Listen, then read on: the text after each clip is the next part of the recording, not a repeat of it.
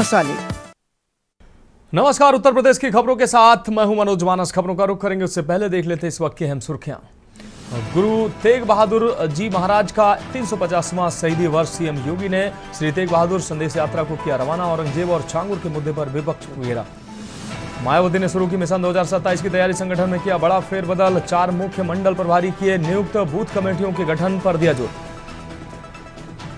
UP में इंद्र देवता ने खोली ड्रेनेज सिस्टम और नाला सफाई की पोल। कानपुर, आगरा, उन्नाव, हमीरपुर में जल भराव से बचने की तैयारी ध्वस्त। जनजीवन अस्त व्यस्त। कांवड़ यात्रा और धर्मांतरण पर डीजीपी ने की प्रेस कॉन्फ्रेंस। कांवड़ यात्रा के लिए 45,000 पुलिसकर्मी तैनात। धर्मांतरण के सबूत मिलने पर होगी सख्त कार्रवाई। बुलंदशहर में बीजेपी नेता की गंदी करतूत। शमशान के पास कार में महिला के साथ मना रहे थे रंगरेलियां। कैमरे में कैद होने पर पैर पकड़कर माफी मांगते दिखे जिला मंत्री। और भदोही में मासूम बच्ची से दरिंदगी के आरोपी का एनकाउंटर। पुलिस ने राजकमल चौहान के पैर में मारी गोली। मासूम को रात में चारपाई से गोद में उठाकर ले गया था। देख रहे हैं की न्यूज़, खबरों का सारथी। और अब खबरें विस्तार से। खबर लखनऊ से है, जहां रक्षा मंत्री राजनाथ सिंह अपने 2 दिवसीय दौरे के दौरान निराला नगर स्थित सरस्वती शिशु मंदिर पहुंचे, जहां उन्होंने पारंपरिक गुरु दक्षिणा कार्यक्रम में भाग लिया। कार्यक्रम में उनके साथ उत्तर प्रदेश के मुख्यमंत्री योगी आदित्यनाथ भी उपस्थित रहे। इससे पहले रक्षा मंत्री ने काली जी मंदिर परिसर में नवनिर्मित ब्लॉक का विधिवत उद्घाटन किया। इसके बाद वे सीधे गुरु दक्षिणा कार्यक्रम स्थल पहुंचे। इस विशेष अवसर पर deputy CM Brajesh Pathak, cabinet मंत्री स्वतंत्र देव सिंह और एमएलसी महेंद्र सिंह समेत कई अन्य गणमान्य व्यक्ति मौजूद रहे।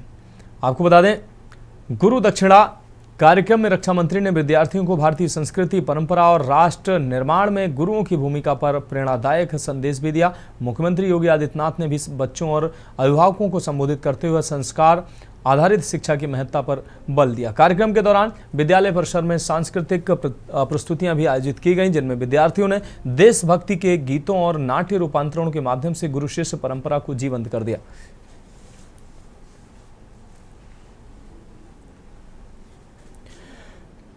नवनिर्मित ब्लॉक का काली मंदिर में उद्घाटन रक्षा मंत्री द्वारा किया गया। पारंपरिक गुरु दक्षिणा कार्यक्रम में रक्षा मंत्री ने हिस्सा लिया।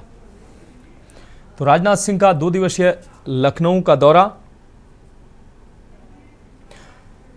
संदीप मिश्रा हमारे संवाददाता ज्यादा जानकारी के लिए हमारे साथ लाइव लखनऊ से जुड़े हुए हैं। संदीप, रक्षा मंत्री राजनाथ सिंह 2 दिवसीय अहम दौरे पर लखनऊ पहुंचे हैं। इस दौरान कई उनके कार्यक्रम प्रस्तावित हैं। गुरु दक्षिणा कार्यक्रम में आज केंद्रीय रक्षा मंत्री शामिल हुए। मुख्यमंत्री के साथ उप मुख्यमंत्री और अन्य मंत्री भी रक्षा मंत्री के साथ कार्यक्रम में शामिल हुए। क्या कुछ अहम अपडेट इस कार्यक्रम को लेकर?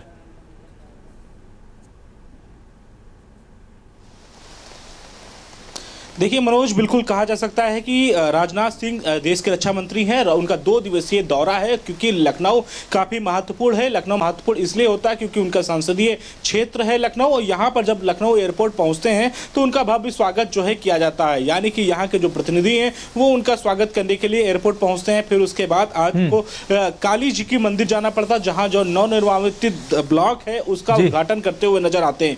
इसके बाद सरस्वती शिशु मंदिर है, वहाँ पर पहुंच करके जो है उस कार्यक्रम में शिरकत करते हुए नजर आते हैं। उत्तर प्रदेश के मुख्यमंत्री योगी आदित्यनाथ भी उस कार्यक्रम में होते हैं। इसके साथ साथ जो डिप्टी सीएम है ब्रजेश पाठक, वो भी मौजूद रहते हैं। तमाम जो मंत्रीगण हैं वो सभी लोग वहां पे मौजूद रहते हैं। तो ये माना जाता है कि आज का जो कार्यक्रम था वो काफी महत्वपूर्ण कार्यक्रम थे, और कल भी उनके कार्यक्रम होने हैं। 2 कार्यक्रम महत्वपूर्ण रक्षा मंत्री राजनाथ सिंह के लगे हुए हैं। उन कार्यक्रमों को लेकर के भी गाइडलाइन जारी हो चुकी है। लेकिन साफ तौर पर जिस तरीके से रक्षा मंत्री राजनाथ सिंह का संसदीय क्षेत्र है और यहाँ से काफी ज्यादा उनका लगाव है, इसलिए काफी महत्वपूर्ण होता है उनका लखनऊ का दौरा। जी हाँ बिल्कुल संदीप, जैसा कि देखा जाता है अपने संसदीय दौरे पर जब भी रक्षा मंत्री राजनाथ सिंह लखनऊ पहुंचते हैं, लखनऊ को लेकर उनका एक विशेष लगाव भी है। जब भी किसी कार्यक्रम में उनको आमंत्रित किया जाता है, वो लखनऊ आना पहुंचना जरूर अपने कार्यक्रम में शामिल करते हैं।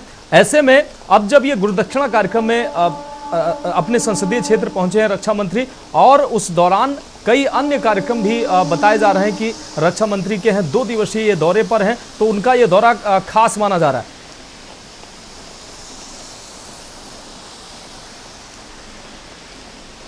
बिल्कुल मनोज, खास इसलिए माना जाता है क्योंकि लखनऊ से काफी ज्यादा लगाव रहा है उनका।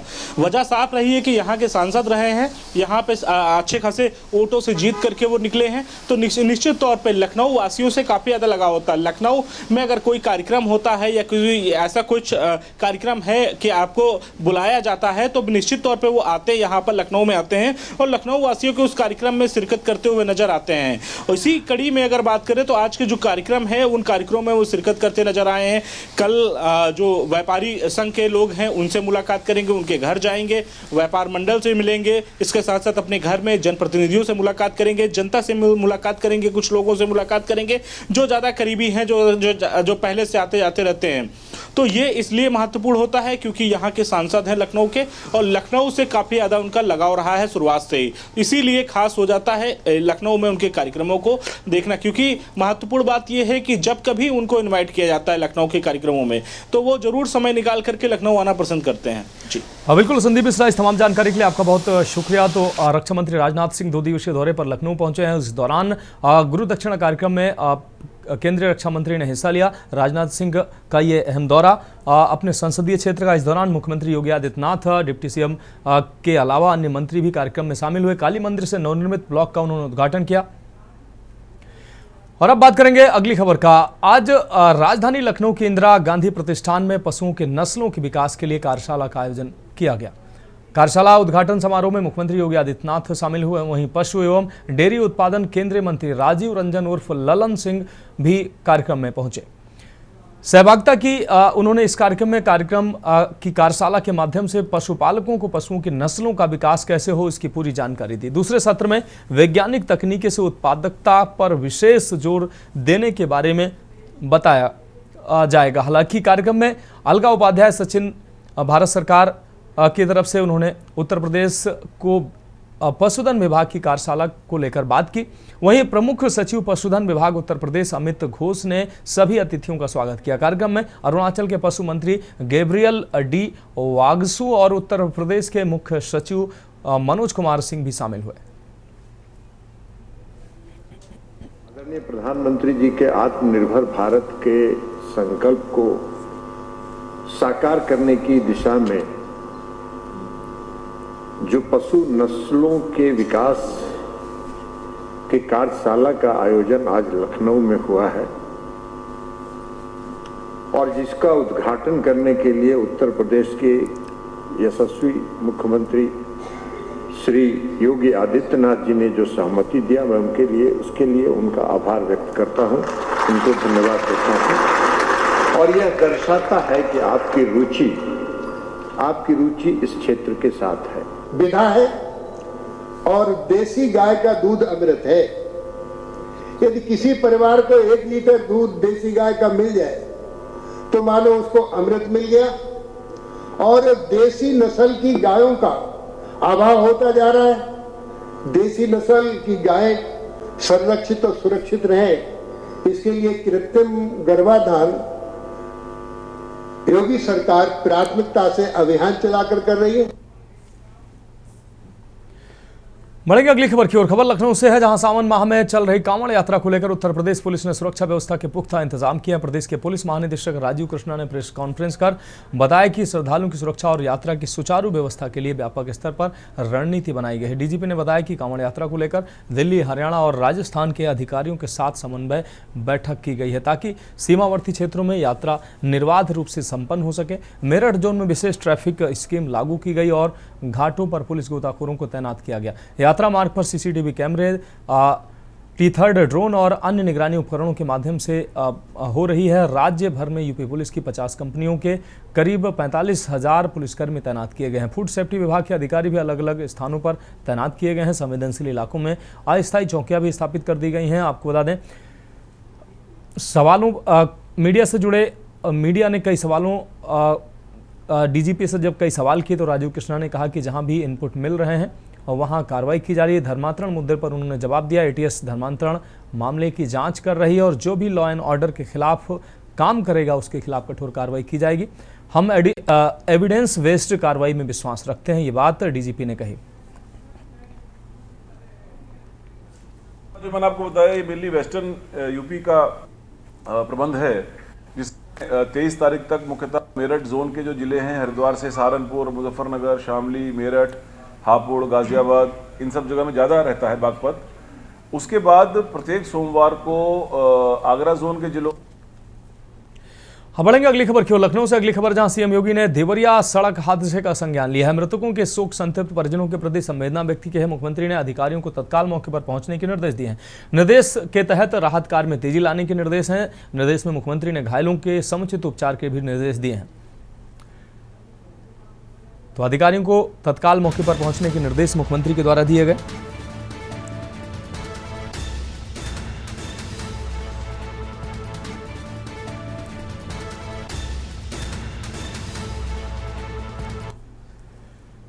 बढ़ेंगे अगली खबर की ओर। मथुरा से अगली खबर है, जहां प्रसिद्ध गायक सोनू निगम बांके बिहारी मंदिर पहुंचे हैं। मंदिर सेवायतों ने विधि विधान से पूजा अर्चना करवाई है। गोस्वामियों ने माला प्रसादी और अंग वस्त्र भेंट किया है। गायक कलाकार की सुरक्षा के पुख्ता इंतजाम भी वहां पर किए गए। तो गोस्वामियों ने माला प्रसादी और अंग वस्त्र सोनू निगम को भेंट किया है। बांके बिहारी के दर्शन करने पहुंचे गायक कलाकार सोनू निगम की सुरक्षा के भी पुख्ता इंतजाम देखने को मिले। प्रसिद्ध गायक सोनू निगम मथुरा पहुंचे, बांके बिहारी के उन्होंने दर्शन किए। सोनू निगम को मंदिर सेवावतों ने विधि विधान से पूजा करवाई। गोस्वामियों ने माला प्रसादी और अंग वस्त्र भेंट किया।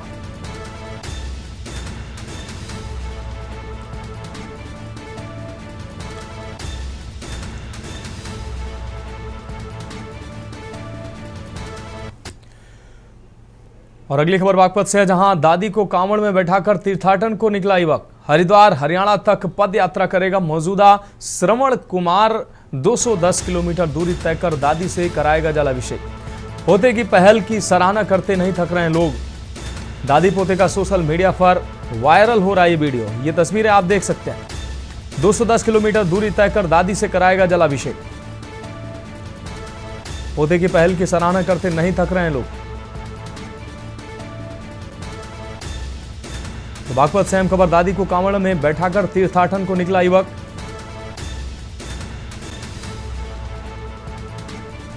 हरिद्वार से अहम खबर, 210 किलोमीटर दूरी तय कर दादी को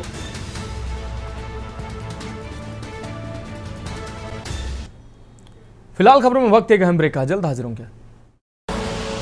आप देख रहे ब्रेक के बाद उत्तर प्रदेश की खबरों में एक बार फिर से आपका स्वागत है। अब बात करेंगे अगली अहम खबर की। कुशीनगर से अगली अहम खबर, जहां प्रसव के दौरान नवजात की मौत हुई है। परिजनों ने डॉक्टर पर लापरवाही का आरोप लगाया। नवजात की मौत के बाद परिजनों ने हॉस्पिटल में काटा बवाल। ऑपरेशन के दौरान हुई लापरवाही से नवजात की जान गई। टेकुआटार के प्राइवेट ज्ञानती हॉस्पिटल का यह पूरा मामला बताया जा रहा है। तो ऑपरेशन के दौरान लापरवाही से नवजात की जान गई, आरोप परिजनों ने लगाया है। आपको बता दें, कुशीनगर से खबर, प्रसव के दौरान नवजात की मौत हुई। मौत के बाद परिजनों ने हंगामा काटा है। ज्ञानती हॉस्पिटल का यह पूरा मामला है, जहां परिजनों ने डॉक्टर पर लापरवाही का आरोप लगाया। नवजात की मौत के बाद परिजनों ने हॉस्पिटल में हंगामा काटा।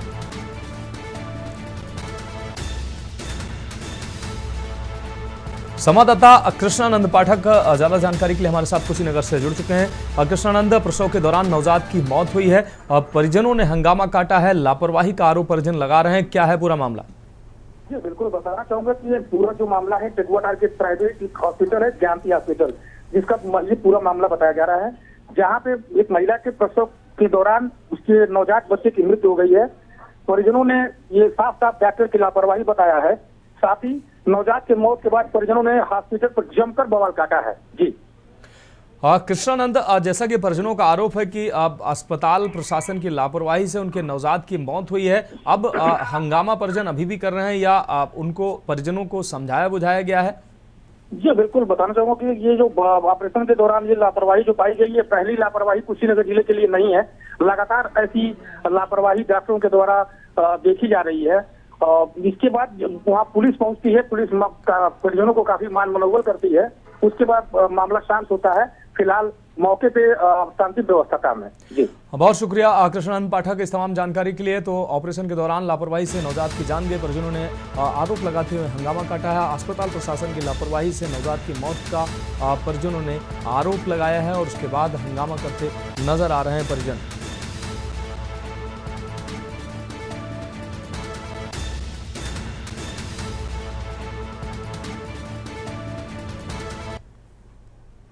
और अगली अहम खबर कानपुर से। महिला की गलत तरीके से ब्लड चढ़ाने पर किडनी फेल हुई है। डॉक्टरों की लापरवाही साफ तौर पर सामने आई है और अब महिला की हालत नाजुक बनी हुई है। पति ने कुबेर हॉस्पिटल के डॉक्टरों पर लगाया आरोप। कानपुर से इस वक्त की बड़ी खबर आपको दिखाना। अपनी पत्नी की डिलीवरी कराने पहुंचा था पीड़ित पिंटू। चकेरी थाने के न्यू कुबेर हॉस्पिटल का यह पूरा मामला है। अपनी पत्नी की डिलीवरी कराने पहुंचा था पीड़ित पिंटू। डॉक्टरों की लापरवाही से अब महिला की हालत नाजुक बताई जा रही है। इस वक्त की बड़ी और अहम खबर कानपुर से आपको दिखा रहे हैं। पति ने कुबेर हॉस्पिटल के डॉक्टरों पर आरोप लगाया है। अपनी पत्नी की डिलीवरी कराने पहुंचा था पीड़ित पिंटू। इस दौरान गलत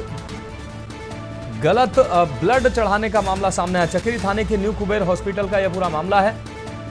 महिला के गलत तरीके से ब्लड चढ़ाने पर किडनी फेल हुई है। कानपुर से हमारे संवाददाता सहनवाज हमारे साथ जुड़ गए हैं। सहनवाज, महिला को गलत ब्लड चढ़ाने से किडनी फेल होने की खबर सामने आ रही है, क्या है पूरा मामला? और पति जो है वो महिला को कुबेर हॉस्पिटल लेकर पहुंचा था, इस दौरान क्या कुछ घटनाक्रम हुआ?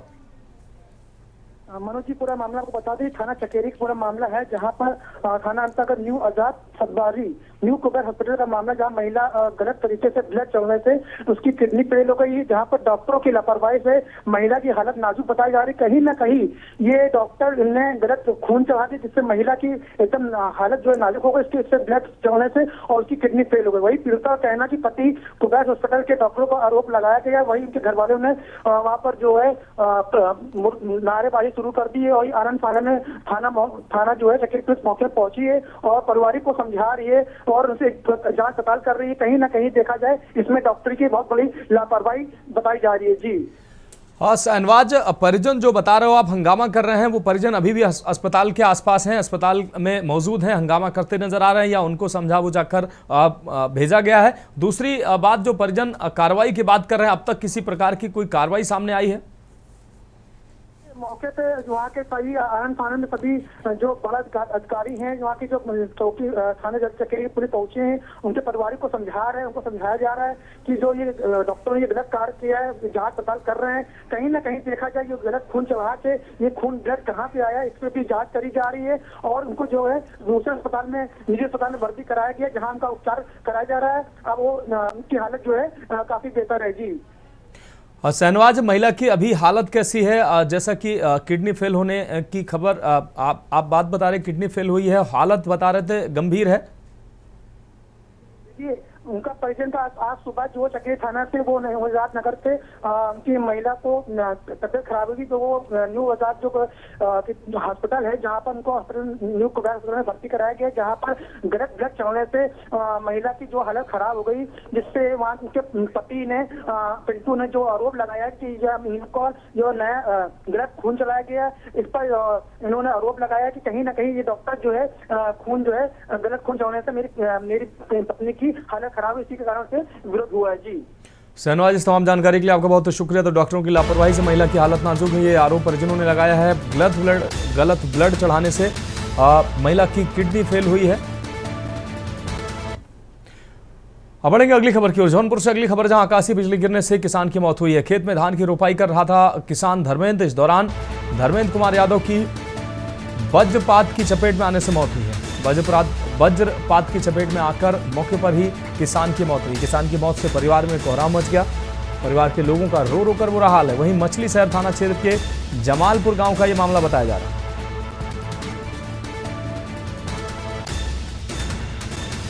तो वज्रपात की चपेट में आकर किसान की मौके पर ही मौत हुई है। किसान खेतों में धान की रोपाई कर रहा था, इस दौरान वज्रपात का शिकार हुआ और मौके पर ही मौत हो गई। किसान की मौत से परिजनों में कोहराम मच गया।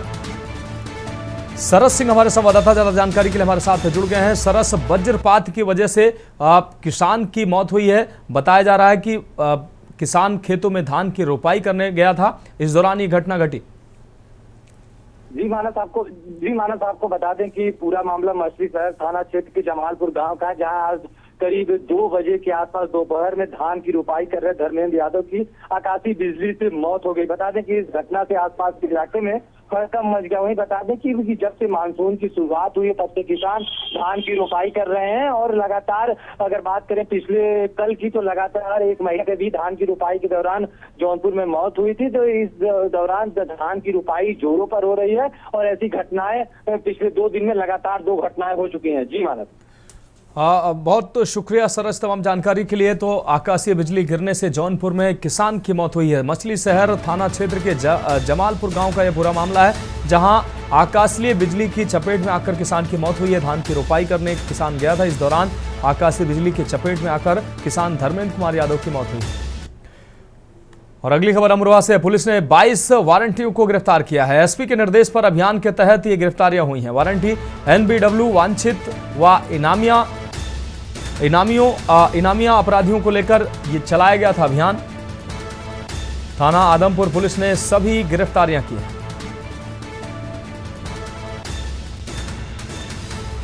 थाना आदमपुर पुलिस ने ये सभी गिरफ्तारियां की हैं।